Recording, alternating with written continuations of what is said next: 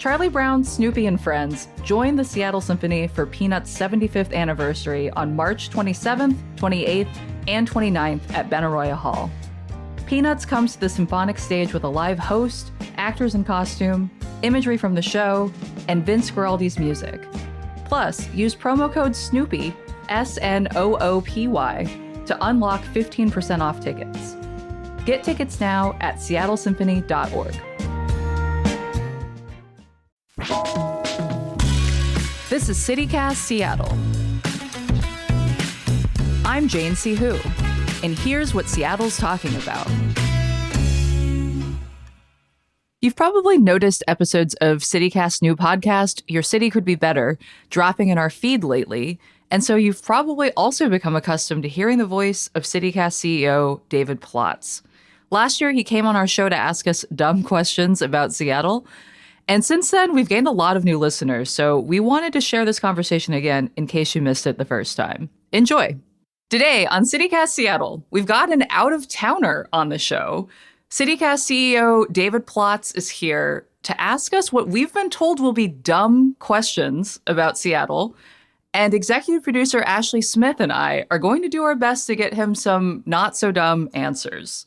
Welcome to the show, David. It is great to be here. I'm so glad to have CityCast Seattle in the family. You guys are off to such a good start. So thank you.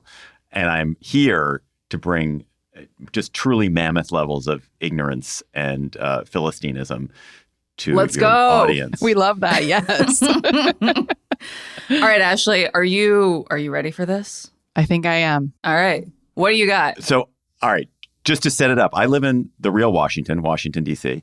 It's already begun. It's already begun. Yeah, no, okay. But for a brief period in the 90s, in the late 90s, I was a partial Seattleite in the sense that I was working for Slate. Actually, I'm wearing a Slate sweatshirt. Slate, nice. The online magazine as it got started, and it was based out of Microsoft. It was based out of Redmond, and I was always the Washington D.C. office. But there was a time when we'd have company gatherings, and I'd come out to Redmond and hang out, and so there was a sort of late 90s moment when I was spending a lot of time in Seattle. So I'm not fully ignorant of Seattle. I just have a really ancient understanding of it. So that was kind of the prime time, though. So you may have seen Seattle at its height. My then boss was on the cover of Newsweek magazine back when that was a big deal to be on the cover of Newsweek magazine and he was wearing like a raincoat and holding a fish, and it said, "Swimming to Seattle. Everyone else is moving there. Should you?" Ooh. In 1996, everyone was ahead of Seattle. The curve. Yeah. Yeah, seriously. Damn. Okay, so you have been here. Have you been here since then? I've been there like maybe 10 years ago. I was there for a bit. I spoke at a conference or something, but not a lot. Not a lot. Here it goes. Are you ready? You ready? Yeah. Mm-hmm. Okay. Why do they throw the fish at the Pike Place Market? It looks completely performative. I don't understand why you need to throw fish around at all. It seems just like showmanship, and the chances that you will hurt the fish is very high. And who wants a fish that someone has been like hurling around? I do think that at this point they are so practiced that no, it does not hurt the fish. Also, the fish is dead. I meant hurt the fish as an eater. As an eater. Like you wouldn't want. Yeah. No, that's fair. That's fair. I don't know. I think they are skilled enough that they like cradle and they catch it very gently. They seem all very skilled. But Ashley, what do you know about fish throwing? I was going to say it probably is entirely performative, and they started doing it as like a bit, and then it kind of snowballed out of control, and now people expect it.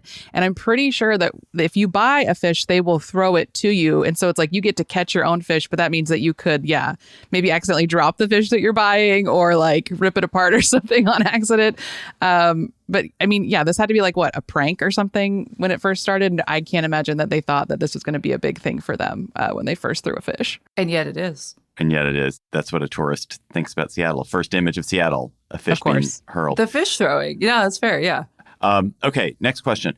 Do people still talk about Kurt Cobain like he died yesterday? That was the thing that really struck me. It was like Kurt Cobain was so alive and well when I was there. And I was like, the guy has been dead for quite a while, and now he's been dead for a really long time. Is he still iconic?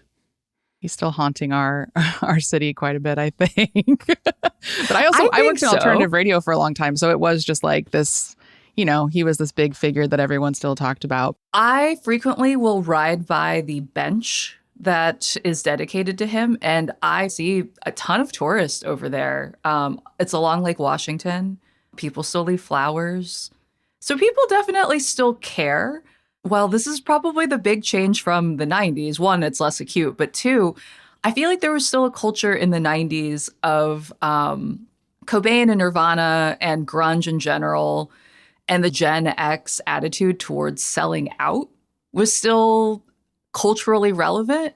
And I feel like these days, Nirvana's image is used in so many ways that I feel like the OG Nirvana might not have jived with. Like, I think the thing that stands out to me about like how Cobain's memory still persists around town is like at the Kraken game now, whenever a goal is scored, there's a couple of guitar chords that play after each goal that come from, I believe, Lithium.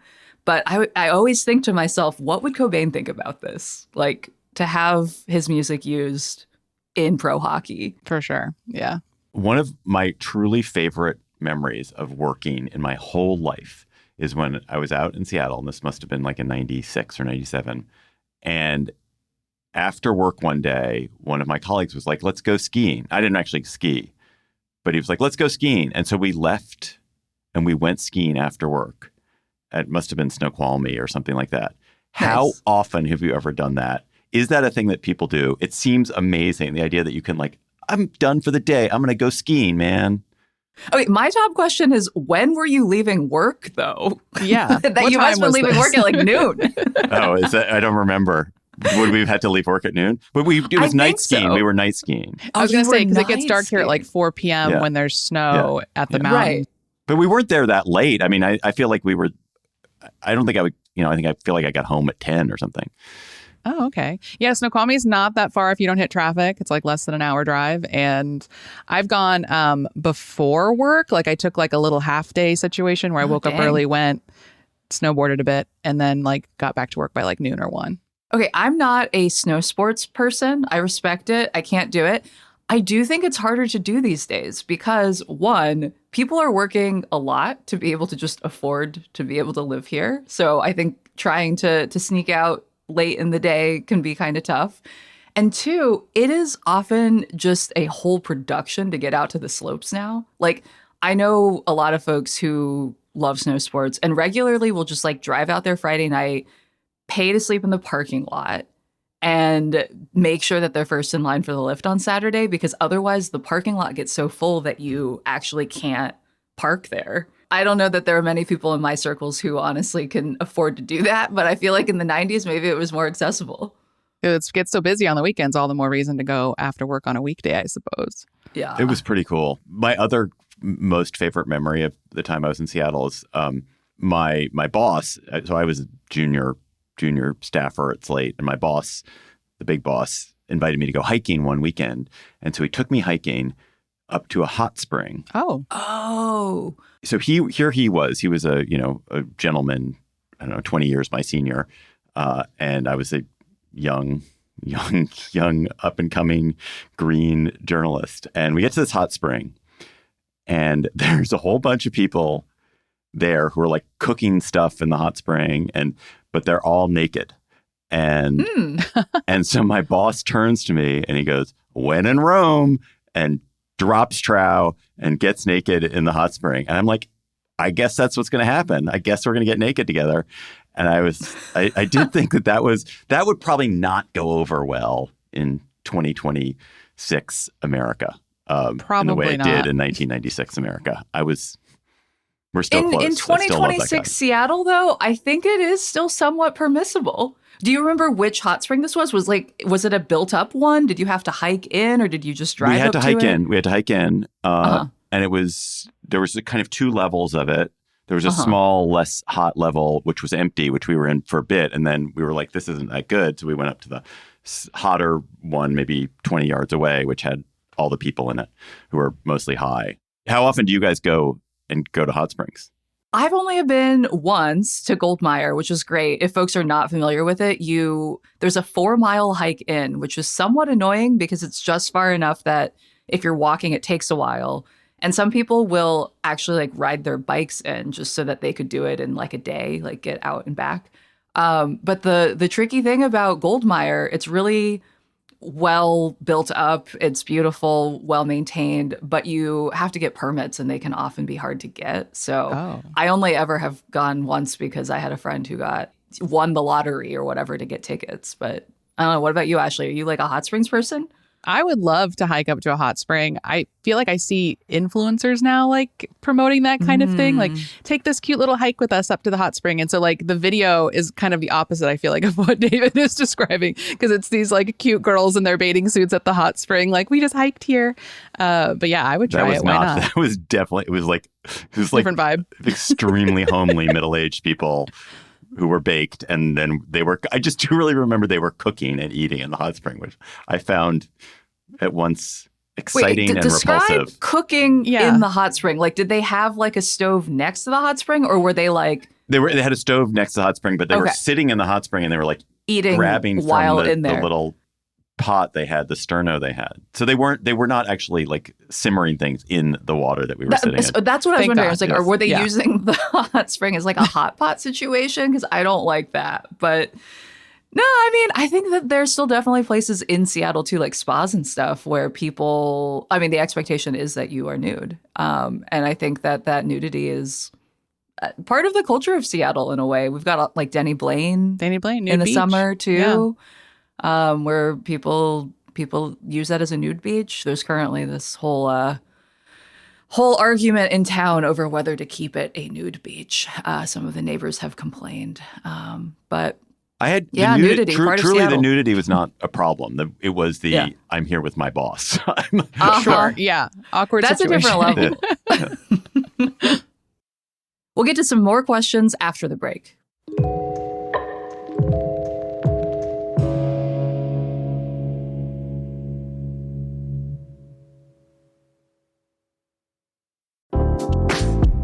When I first moved to Seattle, I started going to events at Town Hall Seattle as a way of getting to know the city. I've seen events and panel discussions from my favorite authors and thinkers, and I even went to a concert there. Town Hall is a nonprofit with a mission to amplify ideas, foster civil discourse, and connect people through events. They're a community hub. Nearly every night of the week, you'll find a calendar of events spanning civics, science, and arts and culture. And they're housed in a vibrant historic building. The Great Hall is a gorgeous space with stained glass windows, and the Wyncote Northwest Forum got a stunning makeover a few years ago. Coming up on March 29th, ecologist Suzanne Simard and journalist Linda Mapes will discuss the elaborate cycles of forest ecosystems. Get your tickets at townhallseattle.org. Like most town hall events, these tickets are being offered on a sliding scale with free tickets for people under 22.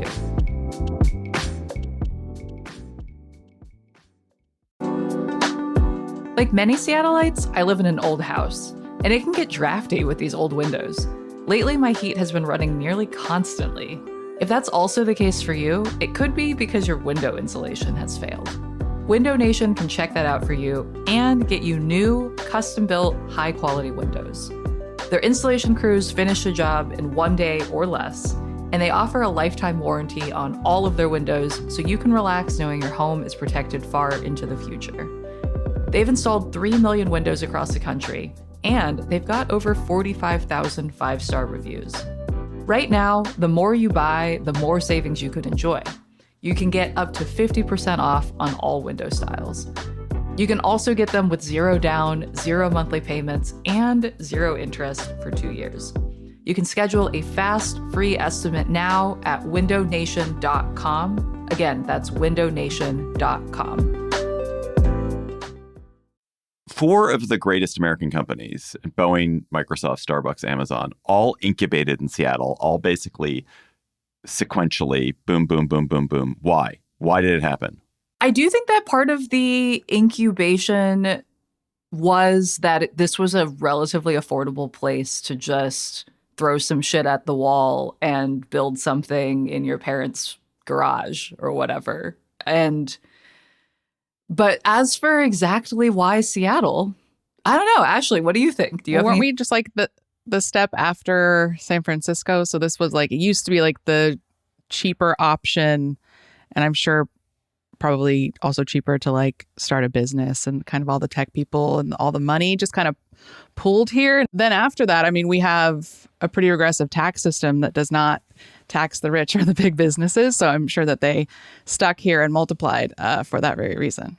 Have you guys, either of you, ever seen either Jeff Bezos or Bill Gates like around the neighborhood? No. Sadly, no. I will sometimes ride my bike into their neighborhood, but I don't really expect them to be just walking around. But part of me has always hoped that I would just run into them. When I'm out on Lake Washington, there's one really nice, ginormous house. And there's like what seems to be a real T-Rex skull displayed in the living room. And I can't remember which like rich guy it belongs to, but I've always wondered if it was Bezos or Gates. I feel like we could Google that on this call and you could figure it out. It's bizarre. Huh. Does Amazon affect your daily life in any way, if at all? So when I was coming out to Seattle, Microsoft was the big deal, and I was working for Microsoft, and so like all anyone talked about was Microsoft, its share price, like how much money they'd made off its share price, how cool was the cafeteria, look at the stream running through campus, all that stuff. But we were internal to Microsoft. I don't know, outside of Amazon, do you guys sit and talk about Amazon? Are you affected by Amazon? Is Amazon in your consciousness every minute? I mean, we see it a lot. There's just so much of downtown now are the Amazon like workspaces. Every street has an Amazon delivery truck driving by. And I guess the way that I see Amazon every day is just in like the wealth in this city, the way that it's changed so much, the traffic it's caused, like maybe the less glamorous parts of Amazon growing as big as it has in our city. I definitely feel like it's the kind of Goliath of the city, right? Like it has an invisible hand in shaping so much of city policy and how the city feels, especially downtown in the headquarters. Like when I moved here more than a decade ago, I feel like the South Lake Union part of downtown was just beginning to feel like really dominated by Amazon. Like you would go into a restaurant and you'd be like, oh, like that table of 20, 30 something guys, they are all coders for Amazon. And this is what they're doing after work is like a team building thing. And I feel like that's still kind of the case. Like you can go into certain establishments and you're like, these are mostly tech workers, as opposed to other parts of town where you're like, these are definitely not tech workers. So I feel like it's definitely a huge part of the city. Have either of you ever been inside those glass balls? Yes. It's actually really beautiful in there. They have this, like, so much greenery. I went to see the corpse flower bloom in there when that was happening. Get the fuck out. They got a corpse flower? Yeah, of course they do. Of course. Come on. Yeah, it's like a rainforest in there, or even like a tropical. It's pretty warm, but yeah, that corpse flower blooming was pretty cool, honestly. So I do like that. They used to have it be very exclusive where you had to have an Amazon employee take you in, but now I think you can just sign up and go whenever.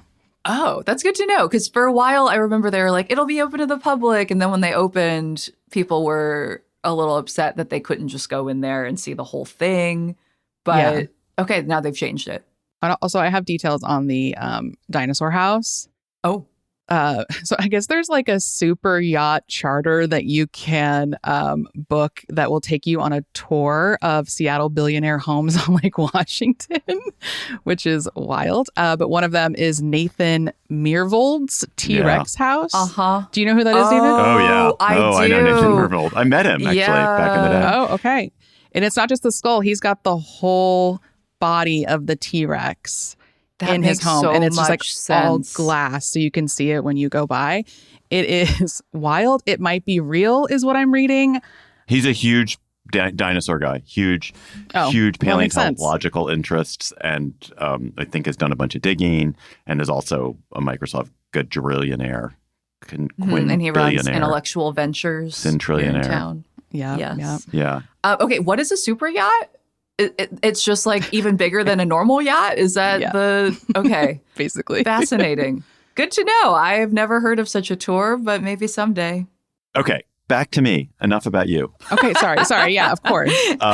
So one of the things that was really distinctive about Seattle, I remember the most distinctive food that was present in Seattle that I just had never seen outside of Seattle. Not never. Never is a strong word. Have barely seen outside of Seattle is teriyaki. Like the teriyaki, little teriyaki restaurants. Is that a big deal still? It is. I mean, it's ubiquitous. I feel like the thing that everyone talks about is that teriyaki was invented in Seattle. I Who know knew? that.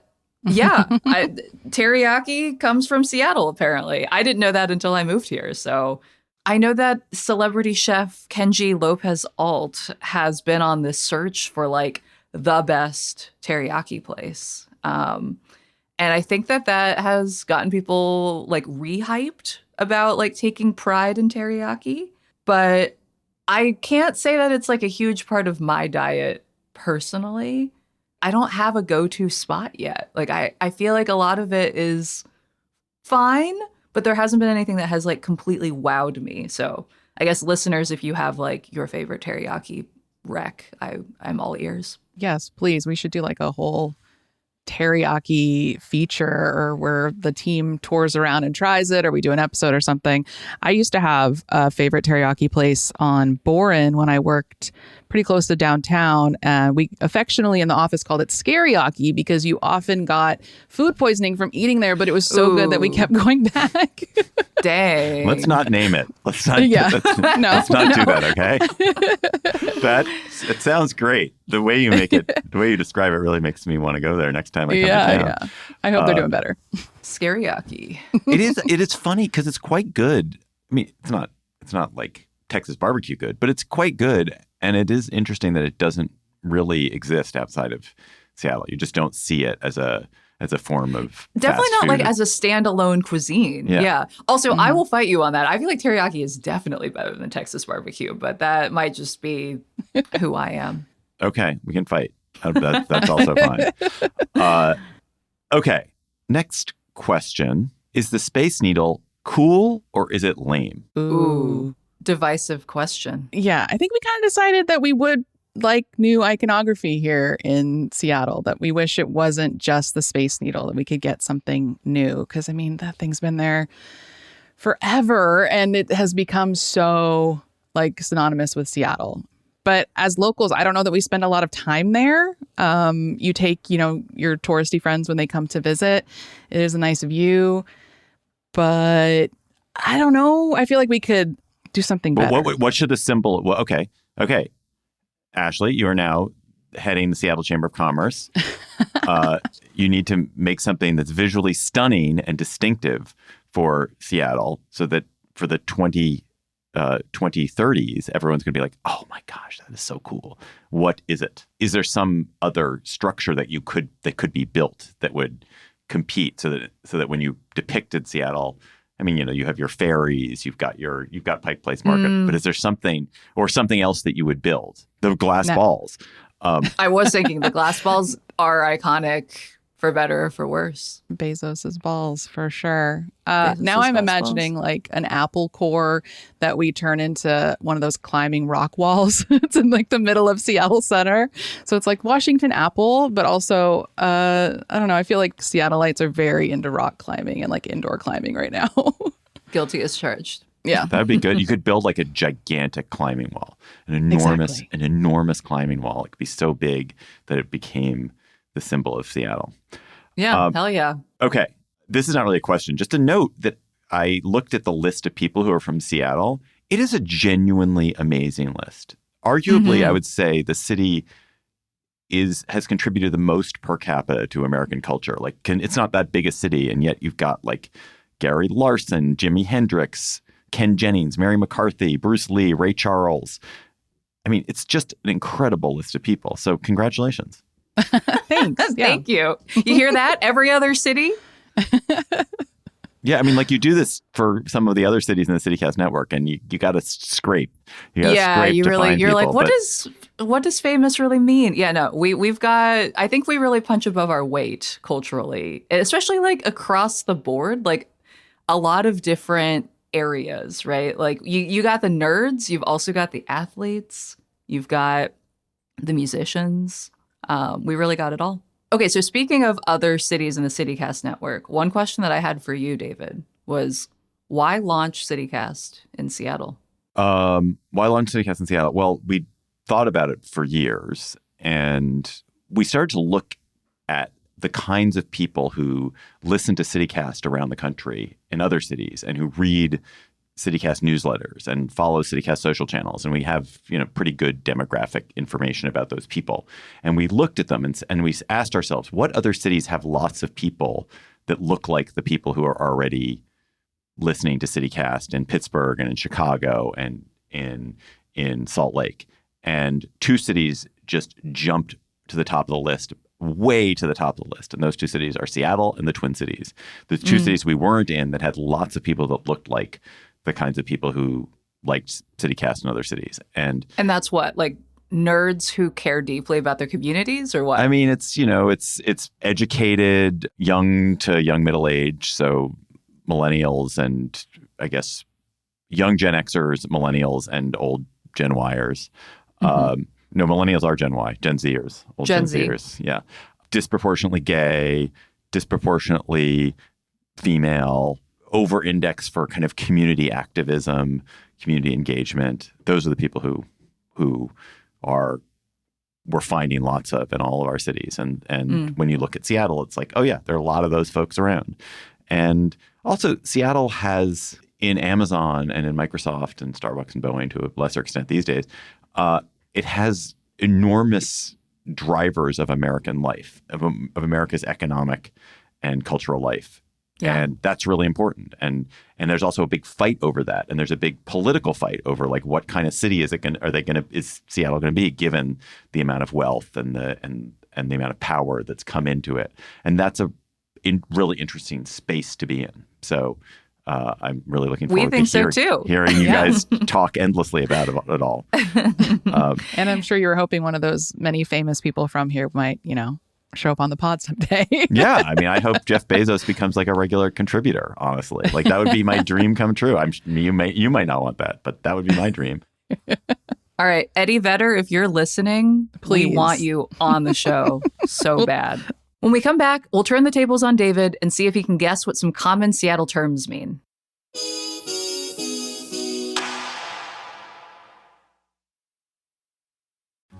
Hi, CityCast listeners. This is David Plotz. I'm the CEO of CityCast, but I also have another job.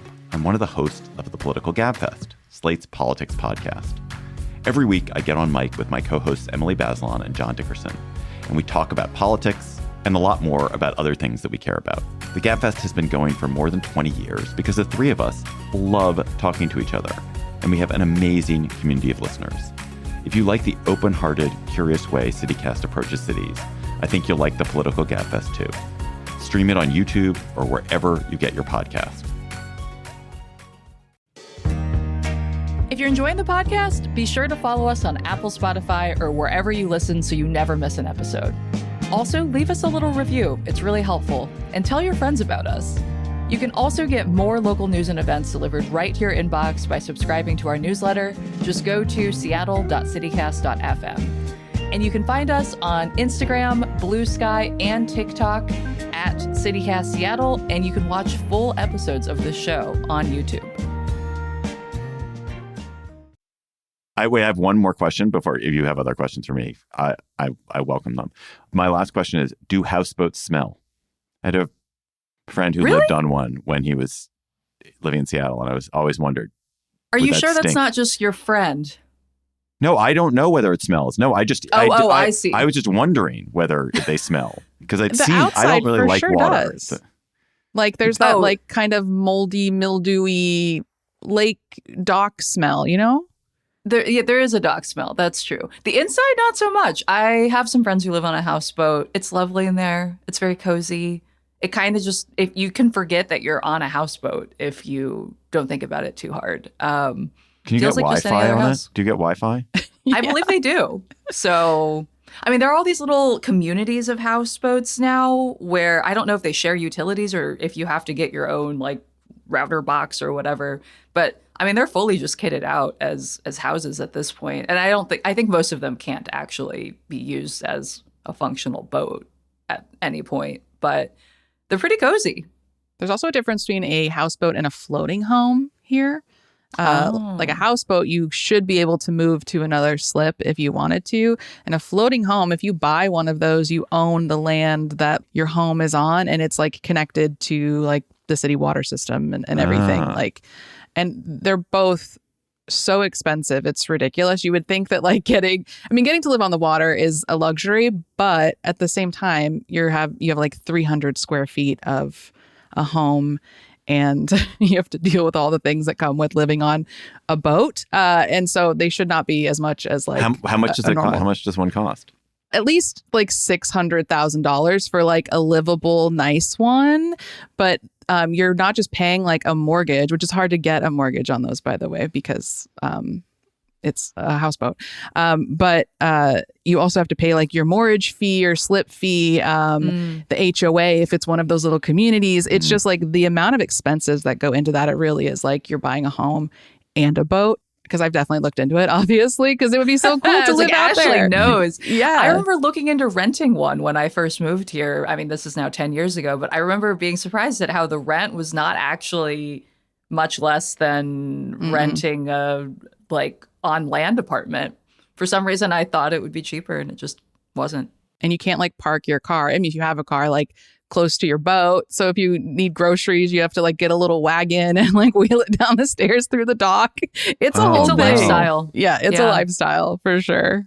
That is not appealing to me, but interesting. Very interesting. Well, I think the way to experience it is either to have a friend who lives on one, or I think at least once a year they do a tour where they open them up and you can pay to like go look at the nicest ones. And you can kind of imagine living your like Tom Hanks and Sleepless in Seattle vibes. I think the best would be to have someone you're dating that lives on one, dating briefly, so you get to there you go. experience it for a short period of time, but not have to commit to it.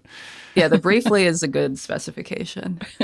Okay, I want to now turn the tables around on you a little, David. I am going to tell you the name of a Seattle thing, and I want you to guess what that thing is. You ready for this? I'm ready. First one. Jesus Christ made Seattle under pressure. Jesus Christ made Seattle under pressure. And this is a physical object? Or just like an idea? It's more an idea that refers to something that exists in real life. It's a cross on a hill at the water treatment plant. Ooh, that's a good guess. But no, this one's actually really hard. It is, if you take the first letter of each of those words, that is the order in which Seattle downtown streets go from south to north. Got it. So we've got like pairs. We have two streets that start with J, two streets that start with C. It's just an acronym to help people remember the order. That's awesome. Great. Love it. Okay. All right, next one. Eating a bag of dicks. I mean, I feel like that's a whole American expression. Yeah. That people just... That has a different meaning, though. Dick's is a great donut shop in downtown Seattle, and you get a bag of their donut holes. It's amazing. Eat a bag of Dick's. You're so close. So close. So close. It's a burger place, and they're an iconic spot. There's like eating a bag of dicks pejorative, like that I feel like is like the, general US meaning. Yes. And then there's eating a bag of dicks, like positive. That is the Seattle meanings. So it's like a very iconically Seattle thing. And actually at our launch party, we got bags of dicks for our guests. Yeah, Love of it. course. That's great. All right, next one. Good space guy. There's Good no way. space guy. Good space no guy. way. That's like a Seattle dating type. And Ooh, a Seattle dating actually type. kind of also that.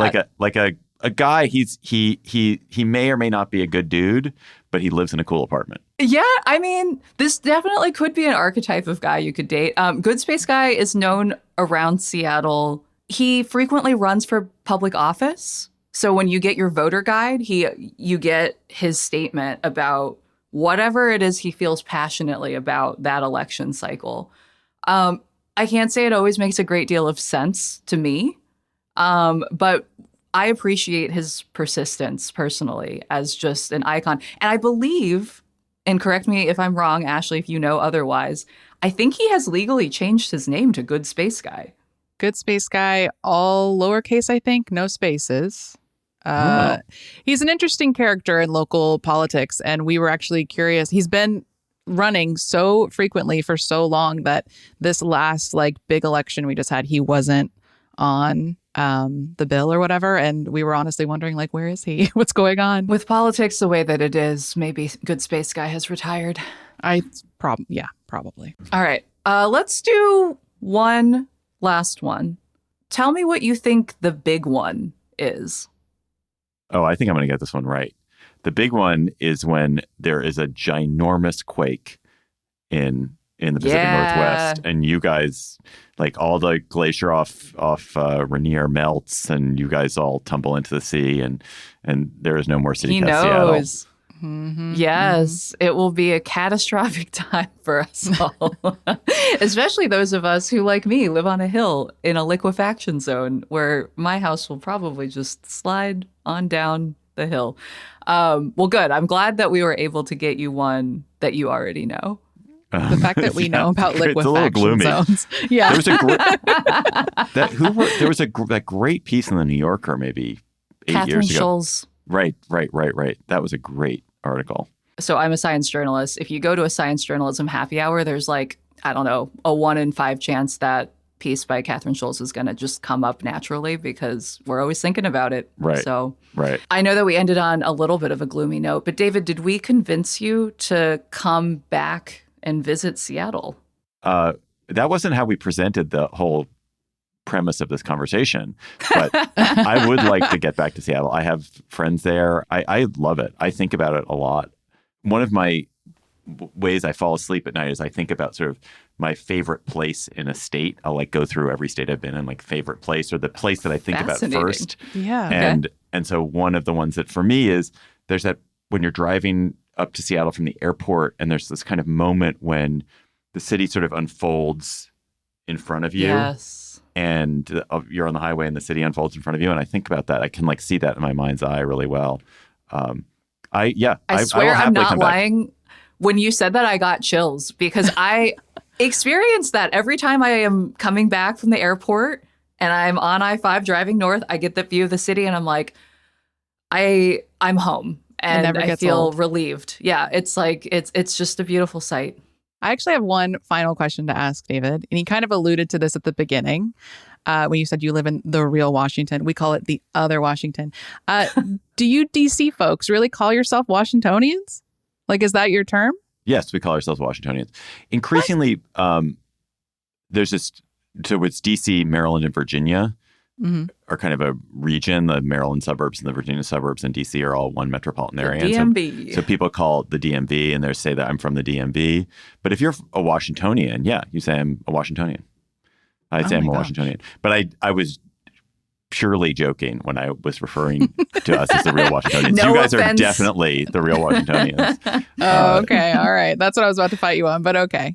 We can wrap it up. Let's take that win and leave it there. Yeah. That's all for today here at CityCast Seattle. I'm your host, Jane Sihu.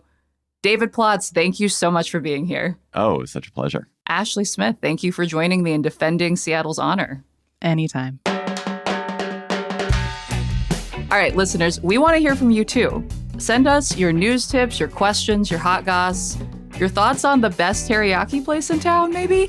Send an email to seattle@citycast.fm, or you can text us or leave a voicemail on the CityCast hotline at 206-880-3931. And if you're enjoying the podcast, be sure to follow us on Apple, Spotify, or wherever you listen so you never miss an episode. Or leave us a little review if you want to really help us out. You can get more local news and events delivered right to your inbox by subscribing to our newsletter. Just go to seattle.citycast.fm. Until next time, see ya, Seattle.